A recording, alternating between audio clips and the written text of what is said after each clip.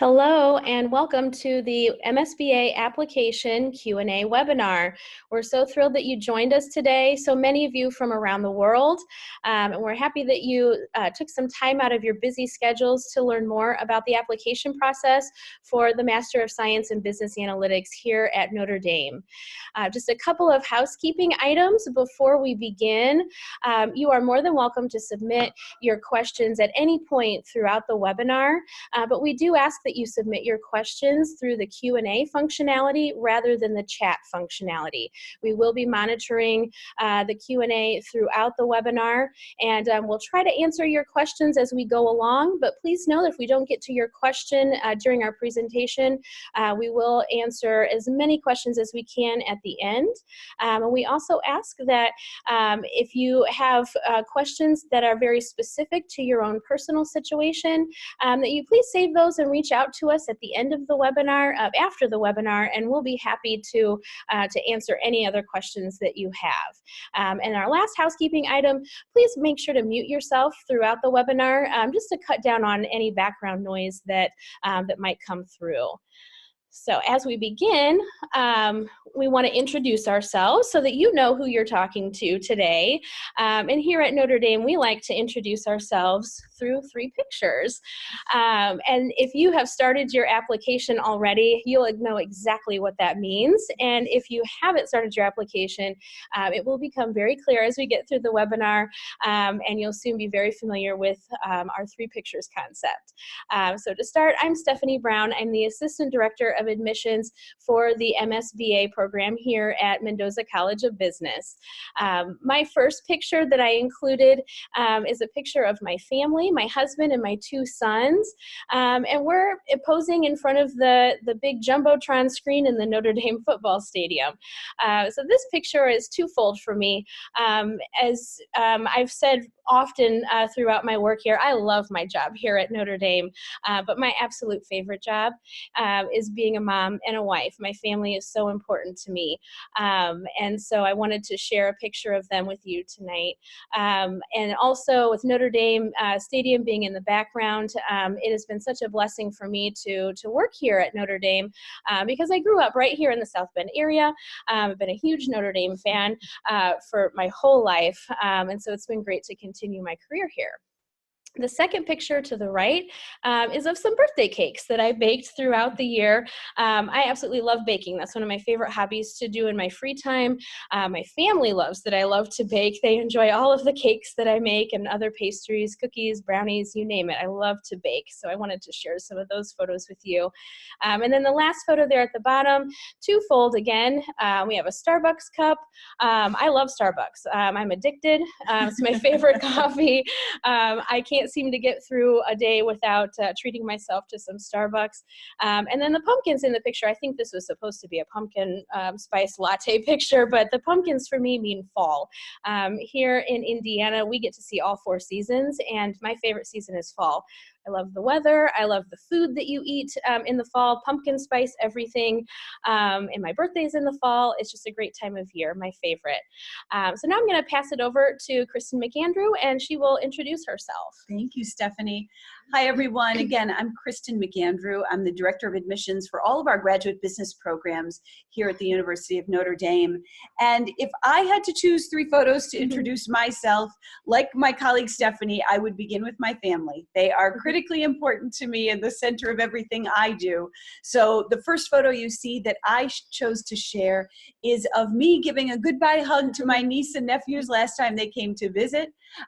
They are really a big part of my life and of who I am. When I am not with my family and when I'm not reading applications for Notre Dame, I need to relax. I need to find some balance in life. And the next 2 photos I chose are both about finding that balance. So the first image is a yoga mat, and that's a great way for me to kind of relax, get rid of the stress of the day, and get ready to relax every evening. So yoga is a great hobby of mine and something I enjoy. And then the last photo you see that I shared with all of you tonight is I love to sing. and I sing with a group here in South Bend. I actually just finished. We had a Christmas concert last night. So we had our tuxedos and gowns on last night and sang to celebrate the holiday season. That's also a great way for me to de-stress and to enjoy one of my hobbies. So that's a little bit about Stephanie and about me. From there, we go to tell you a little bit about what to expect in this webinar. So you've gotten to know us a little bit. Here's what you need to know about this evening. First of all, we're going to try to cram a lot of information into a short time. So we want to give you a lot of advice. We want you to get value out of logging into this webinar tonight. So we're going to give you all the advice we can about the application process. We're going to try to answer as many of your questions as we can, and we're going to try to do that all in 30 minutes. So Stephanie's going to tell you a little bit more about what to expect in this next half hour. Okay, so as Kristen said, we're going to try to cram a lot into this next half hour. First, I'm actually going to walk you through the application components and timeline. So basically, what do you need to do and when do you need to do it? And then once I've gone through each piece, then Kristen is actually going to offer up some of her own advice. So tips from our Director of Admission. So as you can, if you can imagine sort of being in the admissions committee room when we are reviewing applications and we're talking about our candidates, that's what we're hoping to share with you tonight, is just to give you a glimpse into the perspective of the admissions committee so that you have that great insider information to help you as you craft your application for the MSBA. And then after we go through that, then we will talk about deadlines and then, of course, answer all of your questions at the end of the webinar. All right, so let's dive right into our application components. So first on the list is the resume. So most of you, I'm sure, already know what a resume looks like. That's not really a mystery. But one thing that you might not realize is that we aren't expecting a resume that's filled with all of these amazing professional experiences and achievements, because that's not exactly who the MSBA is for. You know, we understand that most of you are just finishing up your undergraduate degrees, or you've just finished and you've maybe had a year or so of work experience, and so we understand that resume isn't going to be filled with tons of amazing experiences so far. But what we do hope that you'll share with us on your resume, of course, any professional experience you already have, but any types of activities that you've been involved in outside the classroom, outside of work, whether it's on your school campus or outside in your community service that you've done, any professional internships that you have participated in. So all of those items that have kept you busy and kept you learning outside of the classroom. Next on the list, your next checklist item is 2 recommendations. So we do require 2 recommendations. One of those must come from an academic source. So a professor or an academic advisor, someone who can speak to your academic performance. But the other recommendation can come from maybe a supervisor in a professional job that you hold, or at an internship that you've participated in. Or you could be, it could be a coach, someone who can speak to your ability to work as part of a team, someone who is in your community and who has seen the community service work that you've done, someone who can speak to your work ethic, your professionalism, your ability to perform well in the rigors of the MSBA program. Next on the list would be your transcripts. So transcripts we want to come from all of the institutions that you have attended. So even if you have transferred from one institution to another, and those grades and classes have transferred onto your new transcript, we do require that you submit transcripts from every institution. For our international applicants, we do require that your transcript transcripts be translated into English, but it is not a requirement that the transcript be evaluated by Wes before you submit it. So next on the list, we have the prerequisite courses. If you have done your homework on the MSBA program, you likely know that we require 3 prerequisite courses for admission to the program. One of those courses is statistics, and then the other 2 courses are business courses in accounting, or finance, or management, or marketing. So we do require that you submit the course numbers and course descriptions for the prerequisites that you have met for this program.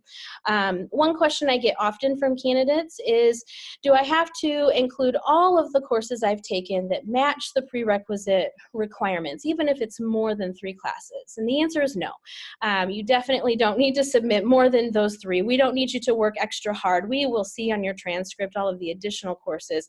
We just need proof that you have met those initial prerequisite courses. And that's a very easy requirement to complete. All you need to do is copy and paste, basically, from your institution's website or from an online course catalog, put it into a Word document, and you can upload that to your application form. So that's a pretty easy one. Next on the list, the next 3 actually, we are going to cover in a lot more detail. We feel that these requirements bear a lot more explanation because they tend to create a little bit more anxiety for our applicants. So first on the list would be official GMAT or GRE scores. So we do require at least one set of scores from either the GMAT or the GRE.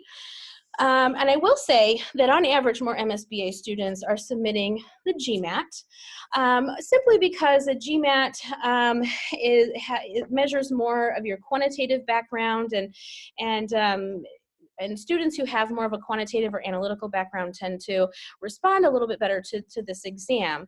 But either exam is perfectly fine. We will take either one. And what I recommend too, if you're trying to decide which one do I take, my best advice is to take a practice test. You can find practice tests for GMAT and GRE very readily on the internet. Take a practice test for each and decide which one did you do best on, which one did you feel most comfortable and most confident with in terms of the format of the questions. Then that's the one you should focus your energies on, and that's the one that you should prepare for. In terms of the scores, you can submit those after you've submitted your application. So the score report does not have to come in at the same time that you submit that application. And you can actually even include a future test date on your application as well. So you don't have to try to get all of your ducks in a row right away and get the test taken, the scores in, and then submit everything. You can do this after the fact. I did want to share with all of you the middle 80% ranges for the GMAT and GRE for the admitted students in this first cohort, just to give you an idea of an average range to aim for these scores. So for the GMAT, the middle 80% range is 660 to 750, and the GRE middle 80% range is 319 to 330, and that would be the verbal and the quantitative scores combined on the GRE scores. So now I'm going to pass it over to Kristen so she can share with you some of her tips and advice. Absolutely. I know standardized testing strikes fear into the hearts of many of our applicants, and I want to do everything I can to try to ease those fears. The first is, Stephanie did a great job of telling you what kinds of scores we're starting to see from applicants to this program. Please remember, Stephanie did not say, if you have less than a 660 on the GMAT, we run your application through the shredder. That's not the case at all. We're giving you a sense of the kinds of students who are applying and being admitted to this program, but there is no score below which we will not review your application. There is no score above which you are automatically accepted to this program. This is one small piece in our overall picture of you. And here's my advice when it comes to preparing for the GMAT and the GRE. The first thing to know is this is not a measure of your intelligence. These tests they're not IQ tests. They're not designed to tell us how smart you are. So know walking in that door that whatever score you get when you leave, it doesn't define your intelligence. But It is important to us, and here's how we think of it in the admissions committee. At Notre Dame, we are going to put difficult challenges in front of our students. We're going to ask them to do difficult things in the classroom. And in order to be successful in the face of those challenges, students are going to have to prepare. And so what I encourage you to do is to absolutely don't go into this test cold. You want to practice, you want to put in time, as Stephanie said, assess which test is the best fit for you. Practice for that test, use the free materials online. You don't have to invest a lot of money in this preparation process. There are lots of free materials out there available, but do put in your preparation. We're imagining this test as your first Notre Dame project, the first challenge that Notre Dame is going to put in front of you as a student. And so how you tackle this tough academic challenge is what we're interested in. Are you willing to put in the time it takes to be successful?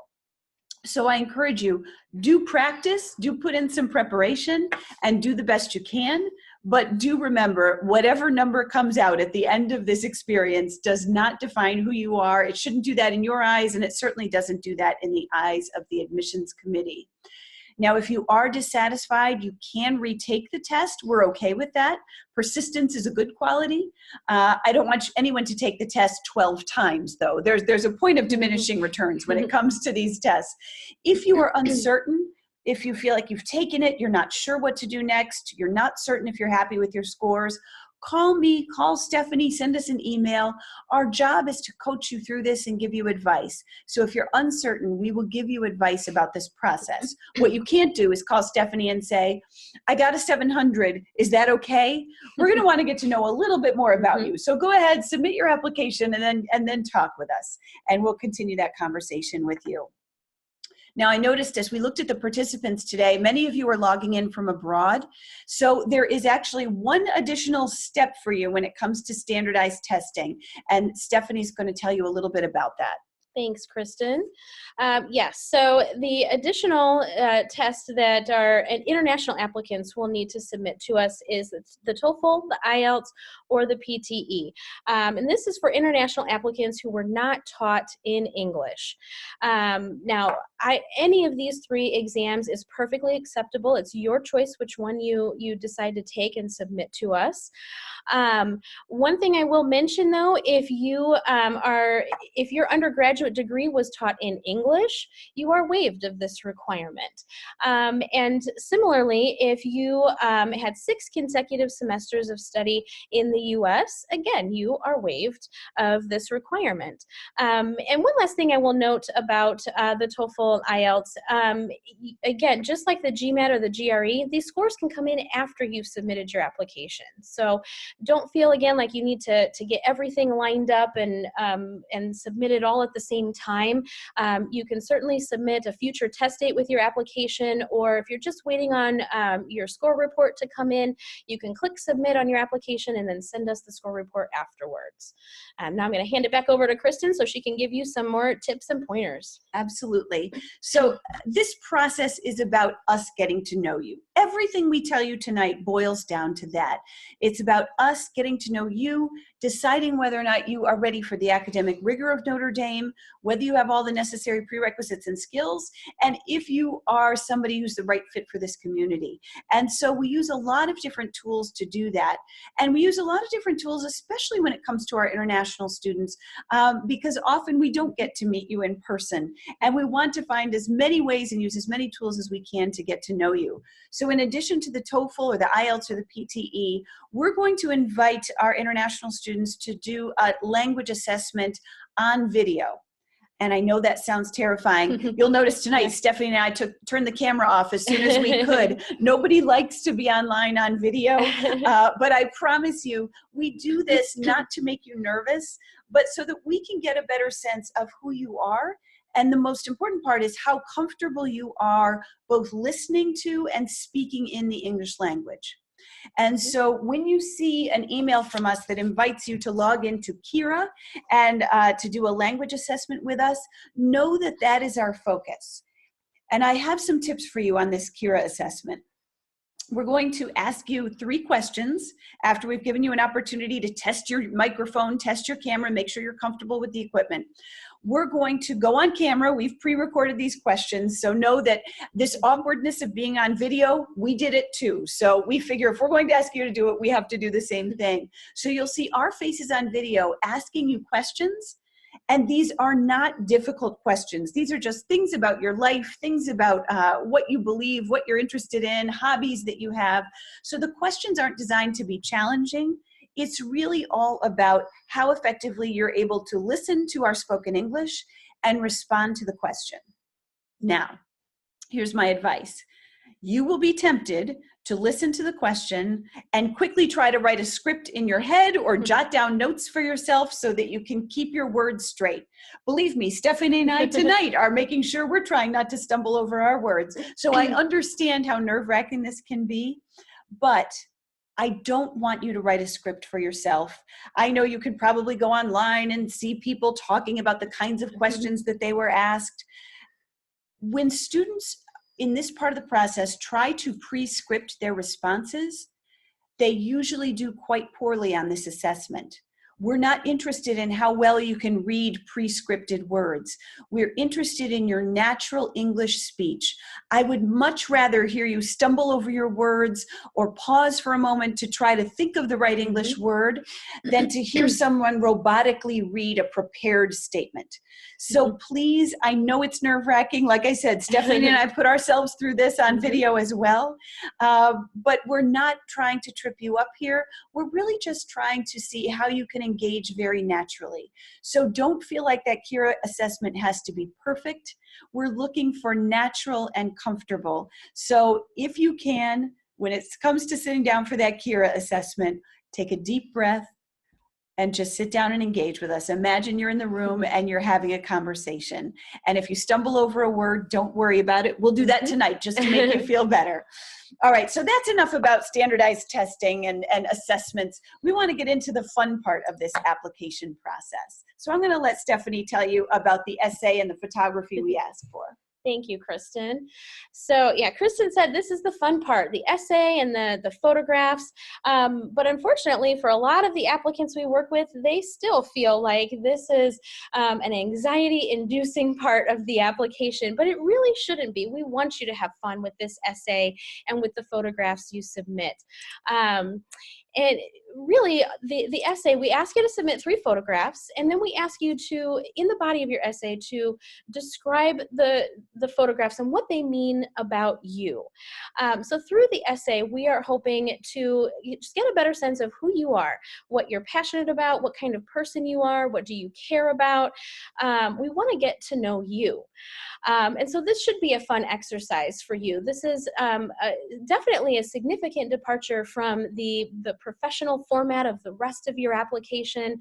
And we do that on purpose because we are hoping that we get to know who you are just in sort of the raw sense, not the rehearsed person who answers the Kira questions or the rehearsed person in an interview, but who are you as a person? And so we want you to pick 3 photos that will really help us to get to know you better. They don't have to be photos of you. They can be photos of things. I submitted a picture of a coffee cup, and they don't have to be professional quality photos.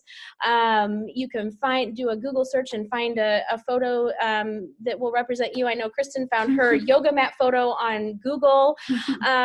So it really, it's not about the photo itself. We're not judging your photography. We're not hoping that you get the thirds composition of professional photography rules. It's the meaning behind the photo that we're looking for. So now that you have a better idea of what the photos should be, so then let's talk about the body of the essay. So it should be 2 pages typed, double-spaced, maximum, okay? And we want to make sure, too, that you are definitely uploading your final revised draft of this essay. I know Kristen and I have both had experiences where we've been reading an application, we get to the essay, and we realize, oh my goodness, someone has submitted the edited version of the essay, but they didn't finish all of the revisions, and that doesn't look great for the admissions committee. And so just make sure that you're proofing everything, Of course, we're getting a sense of your writing abilities as well through this essay, alongside of who you are. So make sure that you're proofing everything and that you're uploading that final draft for us. And again, have fun. We want you to have fun. In addition to the essay, you do have another option to submit additional information to us through your application, and that's the optional personal statement. And I want to stress optional because this is totally optional. Do not feel obligated to complete this portion of the application. Do not feel like you are doing yourself a disservice if you don't submit this portion, or that we will kind of negatively look at your application if this isn't completed.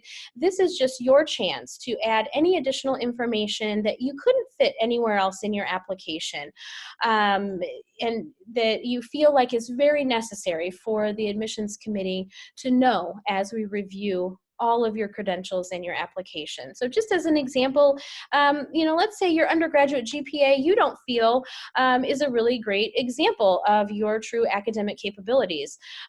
So maybe you submit an optional personal statement that tells us a little bit more about, what happened, what were the circumstances behind that GPA, how that impacted your academic performance, and how you've overcome those circumstances to improve. So that's just one other thing that you might consider if you feel that there is more information that we need to look at. And I'm going to hand it back over to Kristen for her tips. Absolutely. So Stephanie will tell you, this is our favorite part of the application. This is where we really feel like we start to get to know you. And what I want to tell you is a lot of students make the mistake here of repeating things that exist in other parts of the application. So what I want to do for you tonight is give you my word. I want to promise you we will read every single page, every word of your application. So I hate to see a student waste one of these photos and part of their essay with a photo of themselves at their internship and telling us they had an internship. Be assured we will read your resume. We'll know you had an internship. Now, if you have a great story to tell about that internship, then absolutely include that in your essay. But this is a chance to become a three-dimensional person in the eyes of the admissions committee. This is your chance to tell us something more. We're going to get to know the professional side through your resume. We're going to get to know the academic side through your transcripts. Trust that we will read all those things and use this to tell us who you will be as a member of our community. Use this as an opportunity to tell us what you might be like at 2 o'clock in the morning when you're working on a group project with your classmates and you're trying to decide whether to order pizza or Chinese food. This is what we want to know when we look at that essay and those photographs, is who you are as a whole person. And as Stephanie said, you can have some fun with this. Our pictures were not very formal or polished and professional. They don't have to be. This is your chance to loosen your tie a little bit, to relax and show a different side of yourself to the admissions committee. The other thing I'll say is in reference to that optional personal statement, Stephanie was absolutely right. It is 100% optional. You don't have to do one. And here's my rule of thumb. Imagine you are with Stephanie and me and the admissions committee as we are reading your application and discussing it over the committee table. If there's some point, maybe while we're looking at your transcript, maybe while we are reading over your resume, if there's some moment where you'd like to tap Stephanie on the shoulder and say, wait a minute, let me explain this, that's when you need an optional personal statement. So look at each piece of your application and think, is there something more I need to say about this? And if there is, you can go ahead and write that. And it doesn't have to be long. It can be one paragraph. It can be just a point of clarification if you feel you need that. But it is 100% optional. Okay, so we hope to use that personal statement. We hope to use the 3 photographs that you choose and the essay that you write about those photographs as a way to get to know you better. But there is one additional way that we get to know you during this process, and that's the interview. So I'm going to ask Stephanie to tell you more about the interview.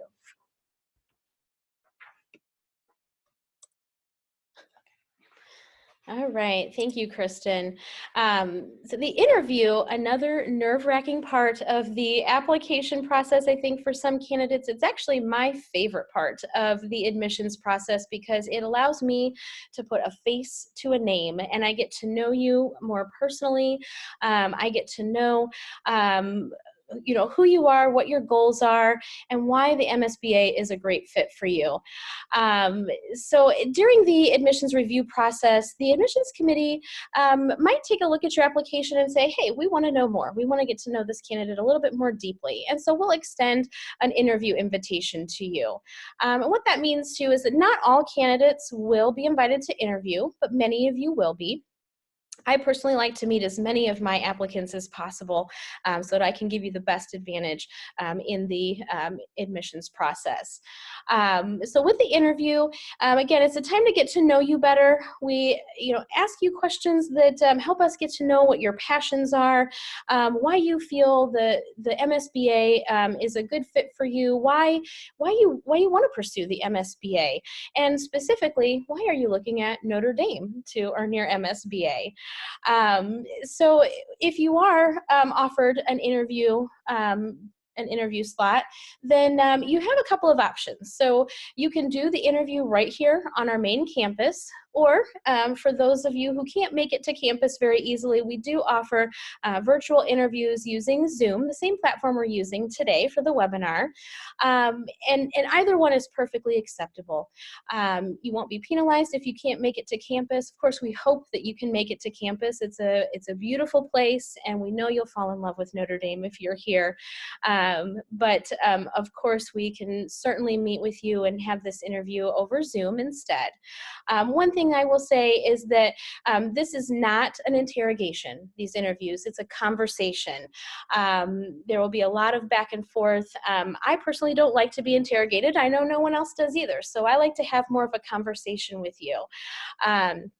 So this definitely shouldn't be nerve-wracking, but it should be a great opportunity for you to, again, share why this is a great program for you and why you would be a great asset to Notre Dame's MSBA. So Kristen, do you want to go ahead and tell us a little bit more about your tips? Absolutely. So the first thing I will say is we do want you to approach this in a professional way. So dress as you would for a job interview. As Stephanie and I are talking to you, we are imagining you as you are here at Notre Dame interviewing for jobs, representing our program in front of the recruiters that we have worked so hard to cultivate relationships with at great companies. So we are trying to get a sense of how you will represent us, knowing that we'll continue to work with you on your interview skills once you're here at Notre Dame and help to polish those. But we do want you to approach it professionally. And that does mean preparation. Before you come to interview with us, whether you do it virtually or in person, I encourage you to think through strengths and weaknesses, some of those common interview questions. Think through some stories that illustrate those strengths and weaknesses, key experiences that you've had academically or in internships, and how you might tell those stories and their impact on your life or your perspective. So we want you to prepare in advance. However, I'm now going to give you a piece of advice that absolutely contradicts what I just said. After you prepare, after you think through all those stories, after you reflect on who you are and where you're headed and why you want this degree, once you've done all that preparation and it's time to actually begin the interview, I want you to shake it off and forget everything you've done, all that preparation you put in, and just look me in the eye and have a conversation with me. The weakest interviews are those where a student is so prepared, all their answers perfectly scripted to each question. And as soon as Stephanie says, tell me a little bit about your background, you almost jump in and start talking before she's done because you think, oh, good, I'm ready for that one. That's not a conversation. So if you are prepared, all those stories will come to you when you need them. All those answers will be there when you need them. But part of an interview, as much as it is the answers that you give, it's the listening that you do. So truly engage with your interviewer, listen to what he or she has to say, and then just engage in a conversation. If you've done all the preparation in advance, those stories will be there when you need them. But we want you to relax. We want you to enjoy this conversation, okay?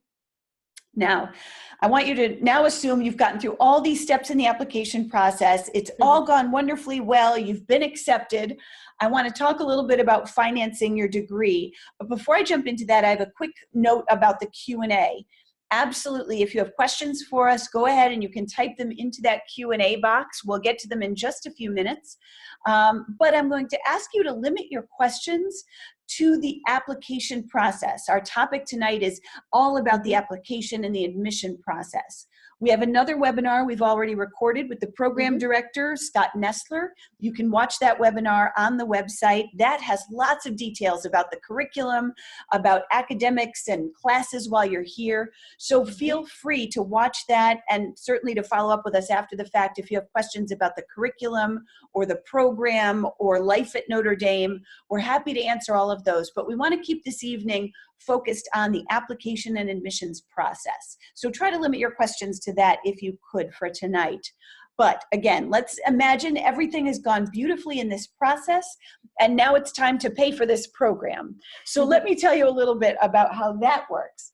The first thing is that we don't expect you to pay for this all on your own.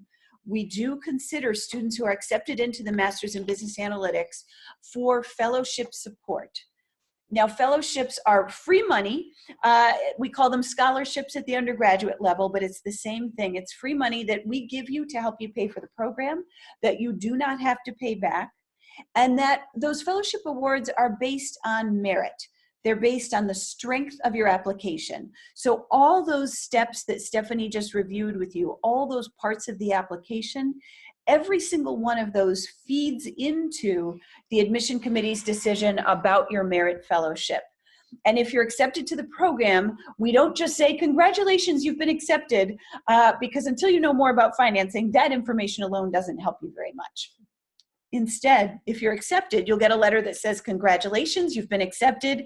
And in addition, we'd like to offer you a fellowship. And those can be anywhere from $5,000 to $30,000 and everything in between. So again, we do our best to be as generous as we can to make this program possible for as many students as possible. And if I have any advice for you when it comes to fellowships, it's to do what Stephanie said. Make sure you put together the most polished application you can, proofread everything, double check everything, but also relax and let us get to know you. But on top of that, there is one critical step, and that's why I've put a screenshot of it here on the slide for you. There is a place on the application where we ask you if you would like to be considered for a merit-based fellowship. Check yes. I mean this very sincerely. Unless you are sponsored by your company or you have plenty of funding on your own and you don't need fellowship money and you want to leave as much as possible for your peers, I know they would appreciate that. But if you need support to pay for this program, then make sure you check yes to this question on the application. It has no bearing whatsoever on your admissions decision. We are not more willing to admit a student if they say they don't need money. It's not easier to get in if you say no to this. It makes no difference to us in the admission committee. It's just a flag to us whether or not we need to decide on a fellowship for you as we're going through the application process. That's all that means. So I encourage you, if you need financial support, say yes in the application. Make sure you get considered for that fellowship. Now, one little tip on this is, I said this is free money you don't have to repay, and that's true, you don't. But as you'll see on the screen, if you are awarded a fellowship, we do ask one thing, and that is that you give back, not financially, but that you actively engage in the community during your time here. We ask that if you are awarded a fellowship, you find some way to give back with your energy, your time, or your leadership. We're never going to track this. We're never going to ask you to report in on what you did. This is completely up to you, and it is on your honor to take whatever action you choose. but you could do anything. You may decide to do community service here in the city while you're here. You may decide to run for office in the student organizations. You may decide to start a new club here. We have students who deliver meals to people who are in need here in the community. You can choose what is best for you. You can give back in whatever way you choose. We just ask that if we help to make Notre Dame possible for you, that you find a way to give back in whatever way is natural to you. Now, I know we're talking about money, and in that realm, Stephanie actually has some good news for you. Yes, good news indeed. So as promised, in the invitation that I sent to you to join us for this webinar, we would love to offer you an application fee waiver for taking time out of your schedule to learn more about the MSBA application. So you're going to save $50 tonight with this code. The code's up there on the screen, Irish Web, all capital letters and one word. And all you need to do is enter that into the box at the very bottom of the additional information page, and that will waive your fee. So I hope that this is a good incentive for all of you to complete your applications and click that submit button. I know that a lot of you have been working hard on your applications this week in preparation for this webinar. So hopefully now with the code and all of this great insider information, you will be able to complete that and click submit so that I get to start reviewing these applications. All right. So we want to be sure now that we tackle your questions. And as promised, we're going to get to as many as we possibly can.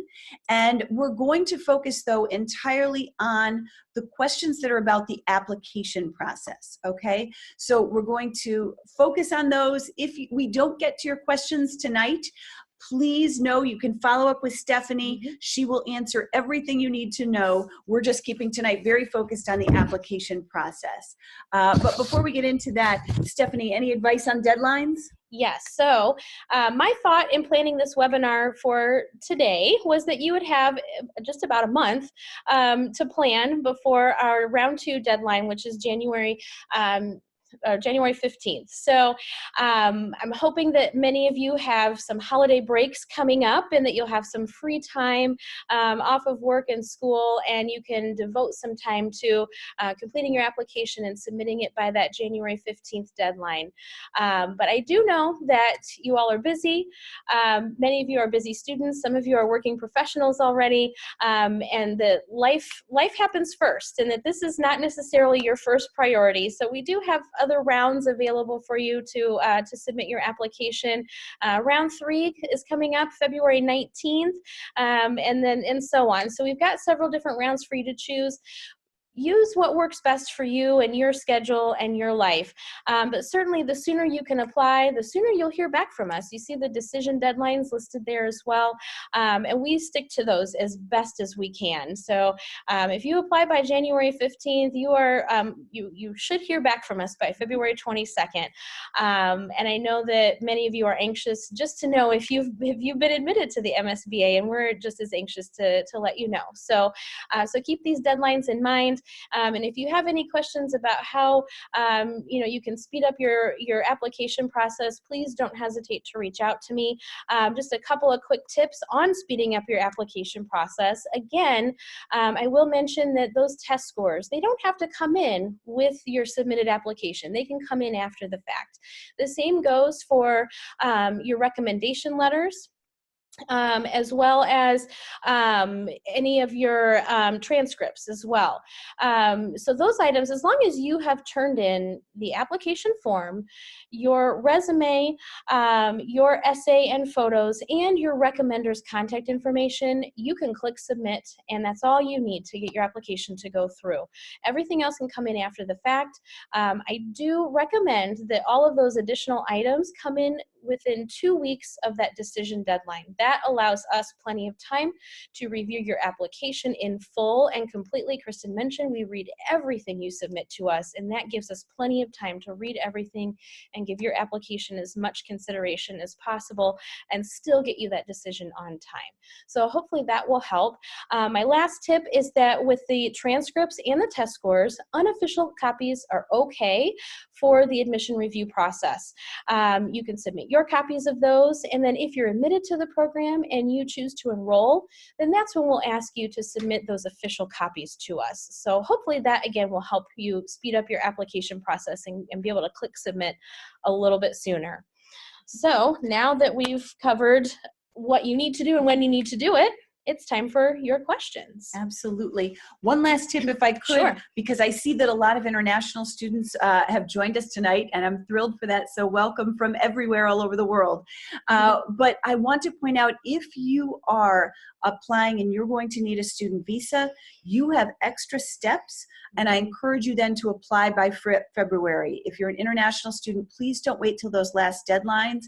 It makes for a great deal of stress. We work as quickly as we can to get your visa paperwork processed, to send you an I-20 if you're accepted, for you to get your embassy appointment in plenty of time. But all those steps can add a lot of anxiety if they take place too late, and we want you to have a smooth transition.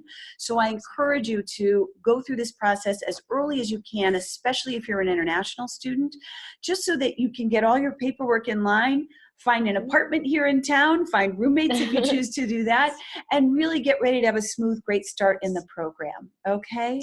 Thank you. Great. All right. So we're going to tackle some of your questions now. I understand we have one person who's asking again, how do I prepare for this interview? What should I do? And you know, here's the thing. You logged in tonight and you deserve to get some inside scoop. So I will tell you one thing that we don't necessarily talk about on the website, but that is, we do ask one question. A lot of our questions you can prepare for and you'll be ready. We ask about strengths and weaknesses and past experiences, all those kinds of things, and things you can anticipate. One thing that catches some people off guard is we will ask you one question and actually leave you alone for a few minutes to think it through before you give an answer. We're going to present you with a scenario, a situation, and ask you to do a brainstorm or to think about how you might tackle this complicated situation. We don't do this to make you nervous. We don't do this to try to trip you up. I will tell you what happens to a lot of students when we ask this, we call it the case question. When we ask you this question, we'll present you with a situation, and then we'll leave the room for about 5 minutes and let you think. As we do that, when we first ask you the question or present you the scenario, you may first think, I don't know anything about this. I don't know how to answer this. I encourage you to relax, take a breath. You know more than you think you do. You probably have more information than you need. And it really is just meant to be a brainstorm. We're interested in, when you don't have a lot of information about a situation, where do you begin? So know that there is no right or wrong answer to that question, but at some point in the interview, we are going to ask you to do a brainstorm for us, and we're going to leave you alone to do it. So at least you don't have to have us staring at you while you're sweating and thinking. But again, know that, I think the other thing to know about the interview is, I hope you've gotten a sense of Stephanie and I and our personalities tonight. My whole admissions team brings a similar approach to the approach we're bringing you tonight. And that is that we want you to be terrific. Stephanie and I stayed at work late tonight to give you advice. And the reason we did that is because we want you to do a great job. When we sit down with you in an interview, we're rooting for you to do a great job. We are hoping you're going to be our next great MSBA student. So if you're nervous before the interview begins, I encourage you to take a breath and remind yourself, Kristen or Stephanie or whoever you meet with on our team, they're hoping I'm terrific too. We're on the same side here. So if that helps you approach it in a little more relaxed way, I encourage you to do that, okay? All right, Stephanie's going to tackle another one of our questions. She can tell you a little bit more about, if you have more than 2 years of work experience, can you apply to this program? Sure. That That's a great question, and it's definitely a case-by-case basis. For most of our candidates, they are within that 1 to 2 year work range if they have work experience. And I encourage you to give me a call or to email me, and we can talk about it. But again, it's case by case. Just because you might have a little bit more than 2 years of experience doesn't mean that the MSBA is not for you, that you wouldn't be a good candidate. It just means that we need to get a little bit more information about your background and what that experience is, and how that experience might fit into the MSBA. So yes, please feel free to call or reach out to me, and we'll definitely have a talk about it and see about your fit. Okay. We have one kind of fun romantic question. I love to tackle a romantic question. Ooh. I have one candidate who's asking, they are engaged to be married, and they're wondering if they should tell us that in the application process. And what I would say is, no, approach this individually. And it wouldn't be a disadvantage. It's not something the admission committee would take into consideration. So certainly if you have photos together, if part of your story is to talk about your fiance, then you absolutely can include it, but it's not something you have to include.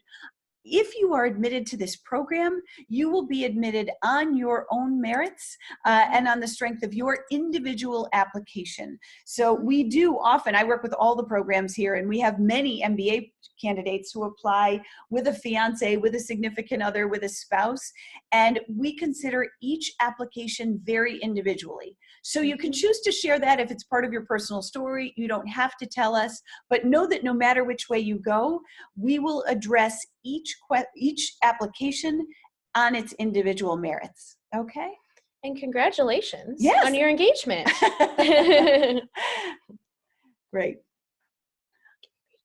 All right, so I have another student who is asking, do I need to use PowerPoint or Word to submit the essay? So you're wondering if there are other things that you can use. So Stephanie will tell you a little bit about that. Sure. Either format is perfectly fine. I've had some applicants who have used PowerPoint. I have some candidates who have used Word, and they've inserted the pictures into their essay document. Some have included their pictures separately. That's a personal preference. Either way, I personally enjoy reading an essay that has the pictures with it, but I'm more than happy to flip back and forth and look at your pictures and then read your essay. That's your personal choice. Either way is fine, whatever works for you. All right, thank you, Stephanie. I have another question about maximum word limit on the essay. And we really don't have a maximum if you do that optional essay. So if you need to tell the admission committee something more, there's no maximum. What I will say is it is very rare for an optional essay to be more than 1 page.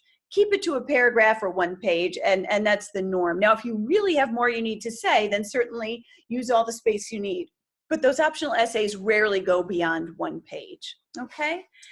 Now I have one more that I will address, and that is, can we apply for 2 programs together? One candidate is interested in both of our Masters of Accountancy and the Masters of Business Analytics.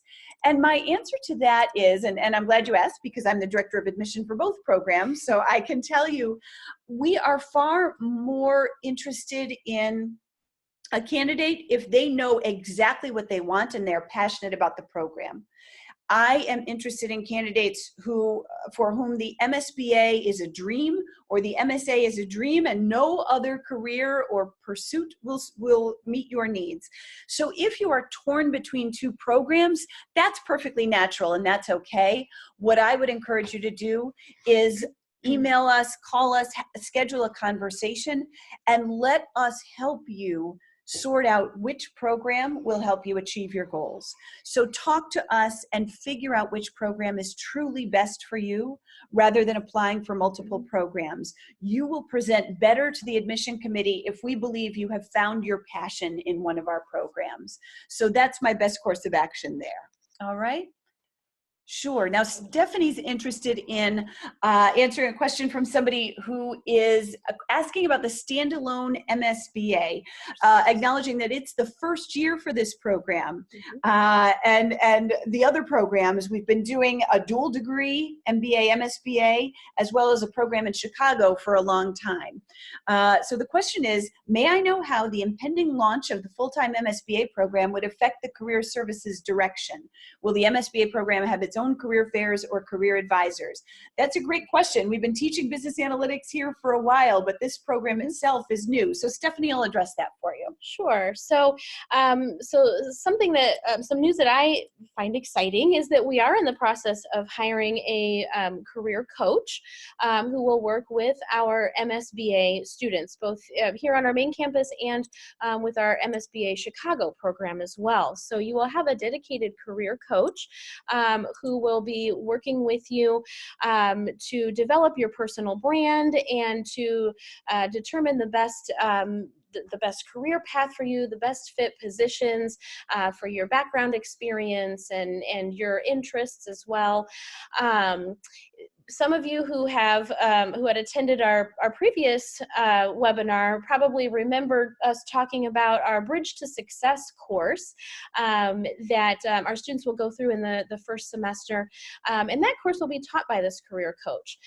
So you'll learn a lot more about how to market yourself in the business analytics marketplace. And you'll learn a lot more about the business analytics marketplace, what employers are hiring specific business analysts, and which industries are utilizing business analysts more and more every day, things like that. You'll also be working with your career coach one-on-one to develop a eye-catching resume and cover letter that will help to really market your specific skill sets and your background experiences. You'll learn networking skills and you'll learn interviewing skills as well, tools that will help you far beyond your time here at Notre Dame. In addition to that, you will have access to the career fairs that we have here on campus, to interviewing events where recruiters come to campus to meet our students specifically. So all of those things that our current Chicago students enjoy and the dual degree students enjoy, you will have access to those activities as well. One of the new activities that our students, our MSBA students will be able to enjoy next year that some of our MBA students were able to do this year is a trek to Chicago, where they visited 4 different companies and talked to their leaders about how they're using business analysts and what type of work their business analysts are doing, so that you can get a better sense of what your position might look like once you get out into the field. And so it was a very successful trip, and those are some things that are planned for next year as well. So we're really excited about how this new program right here on our main campus will really help with career services, because we do have a lot of recruiters that come right here to our main campus, and you'll have access to all of those during your time. Great. And I have another question about the fact that this is our inaugural cohort for this particular format of the MSBA. This student asks, I understand there have already been offers made for earlier rounds last week. Given increasing number of applicants, can I know if the program considers expanding its intake? So already you're worried we're full. And I assure you, we didn't come here tonight because there are no more spots left. We are still considering candidates for this program. And what I would say is, expected intake, our goal is to bring at least 25 students into this program. But if we find amazing candidates who are a great fit for the program, our faculty are confident that we have the resources, the classroom space, and the faculty ready to take more than that. So we are interested in being very selective, I'll be honest with you, in this first year of the program. We have amazing candidates to choose from. We are fortunate to see that. So we will be selective, but we will try to admit every qualified student that we can. Now, with that being said, I do encourage you not to wait till those last deadlines to apply. As we gauge the level of applications that we're going to receive, I do encourage you applying earlier in this first year is better. As we make all of these decisions. So as Stephanie showed you those deadlines, shoot for the earlier ones is my best piece of advice to you. Now, I have one student who's asking about WES evaluations for international transcripts. Stephanie, would you like to address whether or not those are required? Yes. No. When you submit your transcripts, as long as they are translated into English, we do not require that they be evaluated by WES ahead of time. Great. We will use WES as a tool. They are a great resource. So our team will use WES tools in order to evaluate your transcript if it's not from an institution that we're familiar with. But that's not a step that you need to take. We'll handle that for you. Now I have a really kind of a fun question here. We love to get this one, and that is, what qualities in candidates do you value most? Now there's a fun side to this and there's a serious side to this. Certainly we are looking for students who are have strong quantitative skills, who are going to be good at the tough skills that analytics demands. But at the same time, we are looking for people who will fully engage as members of our community. So there's this academic quantitative side that we're looking for. And at the same time, we are not looking for people who will just come to Notre Dame, get this degree as a tool, and leave. What we are famous for at Notre Dame is the strength of our network. And we are looking for candidates who value that network, who want to be an active and engaged part of it, and who will stay connected to the university for a lifetime and perhaps help future MSBAs launch their careers. And so we are looking for students who both have that really strong analytical mind and at the same time care about people and want to be part of a community. That's the best thing I can tell you. Now we have a question here about scheduling interviews, and so I'm going to have Stephanie address that for you. Sure. So when you receive an invitation to schedule an interview with us, it comes with a couple of handy links in the body of that email, where you can click and look at our interview schedule and select a date and a time that work best for you. Occasionally we do have applicants who, unfortunately, because of their busy schedules, aren't able to fit an interview into one of the time slots that we offer. And in that case, we do ask you to reach out to us directly and see if there's some other flexibility in our schedules where we can meet with you, because we don't want to miss that opportunity to meet with you one-on-one and to get to know you better. So there is some flexibility, but hopefully you'll be able to find a time in one of our set interview time slots. Absolutely. Now, I have a kind of a fun one that somebody asked that I can address for you, and that is a student asked about public transportation around the area. And I will tell you that the city has a bus system, but that there are some other really fun options here. We are one of the first cities in the United States to have the full range of Lime bike and Lime scooters. And that's a really fun way to get around campus and get around town. You can use any kind of smartphone, download a free app from the Lime Bike company. They're not affiliated with the university. They're just really fun.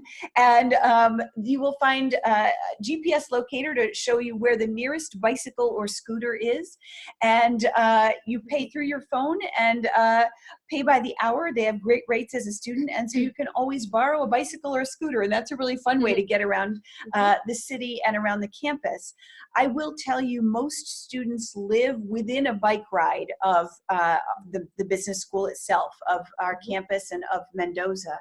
And so you shouldn't need to do a whole lot of driving around here. We don't have terrible traffic at all. Traffic is not a problem in the area. And so this is a pretty great place to get around. That's one of the advantages of being in the Midwest. People love it here because this is truly how, if you haven't spent time in the United States, if you're from abroad, this is a great way to experience the way people in the United States live. Certainly many people live in big cities like New York or Boston or Chicago. And if you're craving a big city, Chicago's about an hour and a half from here. You can go and do some fun shopping and get your fill of a city, but then return to campus pretty easily, where it is easy to get around and easy to navigate. So again, we encourage you to visit if you've never been here. But if you can't do that, Stephanie gave you some tips for how to schedule an interview. And now she's going to give you a little bit more advice. She's going to answer another question for you.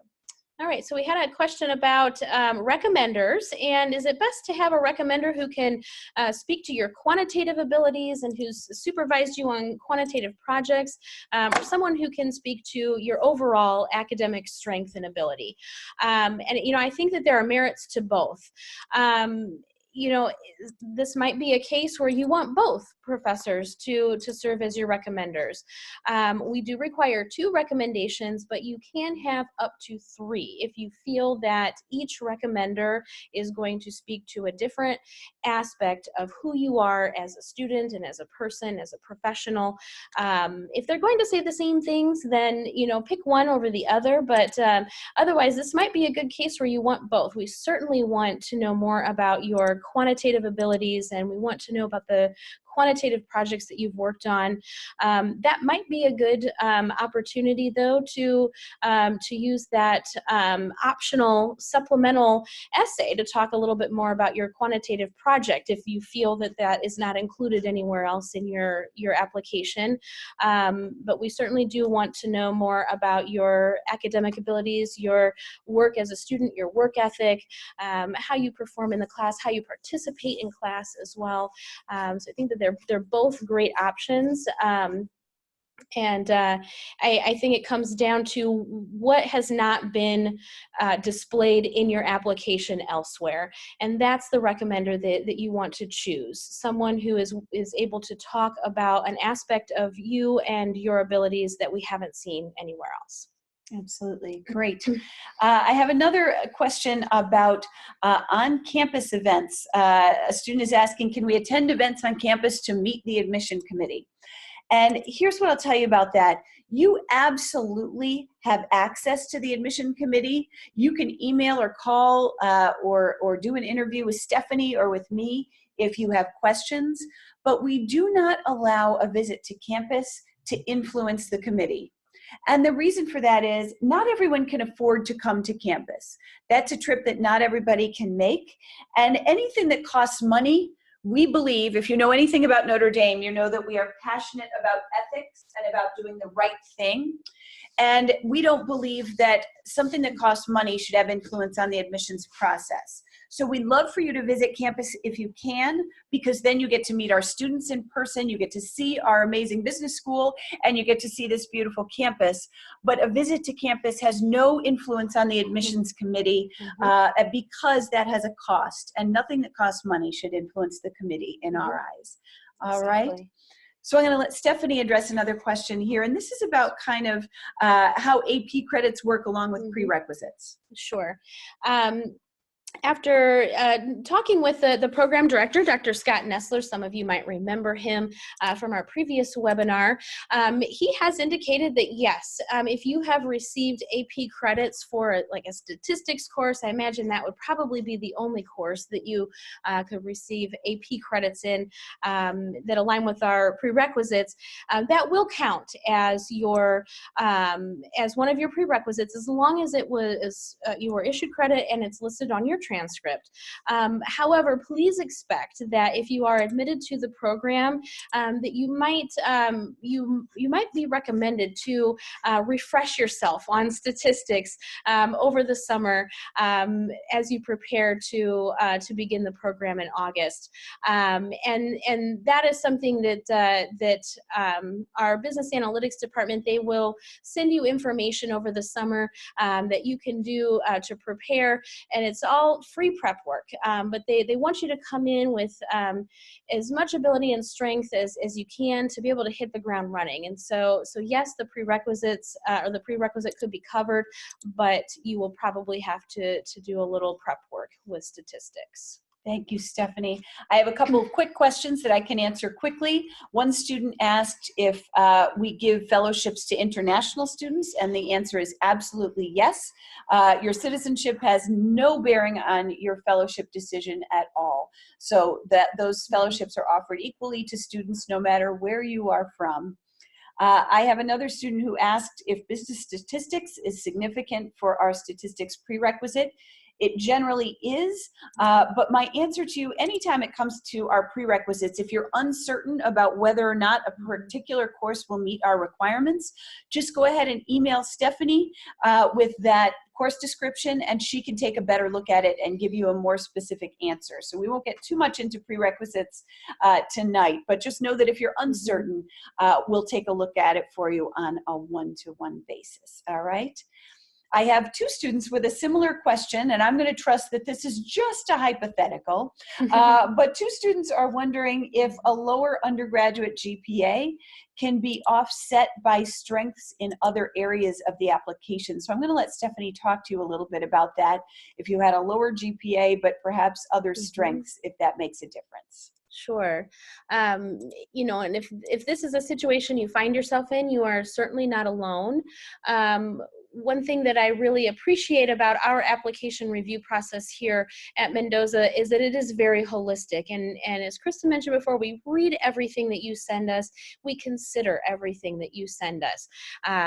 So yes, while we do look at your academic preparation and the coursework that you've done at the undergrad level, and certainly the performance of your undergraduate courses, we also do consider if you've had any graduate school and how you performed in those classes, or if you you know, your test scores are strong, or you have some significant internship experience where you've really demonstrated that you have excellent quantitative and analytical skills.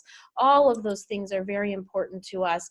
And so yes, we will consider everything and see that maybe your strength is not necessarily in the coursework, but in the work that you're doing, that is your strength. All right. Looks like we just have one more question, and that is we have a student who's asking for a point of clarification. That student was asking if you understand what you don't need your official transcripts or your official test scores or even your test scores in order to apply. That's true, but we will not make a decision until we at least have an unofficial transcript. So we have to have some test scores. So you can go ahead and press the submit button. Even if you're just telling us, I'm scheduled to take the GMAT in 2 weeks, that's perfectly okay.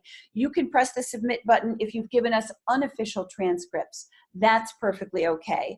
But you cannot, we cannot make a decision until we have seen some test scores and your grades. Yes.